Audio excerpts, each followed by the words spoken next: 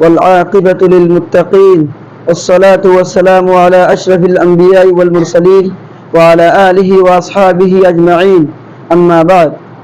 فعن أبي هريرة رضي الله تعالى عنه قال رسول الله صلى الله عليه وسلم ما من أيام أحب إلى الله أن يتعبد له فيها من عشر ذي الحجة يعدل صيام كل يوم منها بصيام سنة وقيام كل ليلة منها بقيام ليلة القدر رواه الترمذي يقول الترمذي شريف الحديث حضرت أبو هريرة رضي الله تعالى عنه في رواية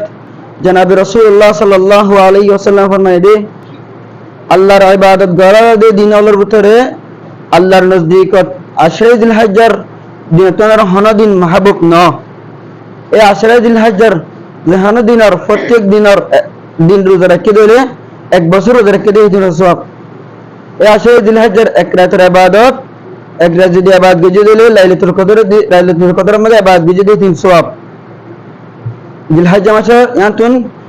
9 তারিখ করে রোজা দিবা আসিবার আলোক করে ফেলে যেহানো মানুষে ইয়ম আরফার দিন জিল হজ্জা মাসের 9 তারিখের মধ্যে রোজা রাখিব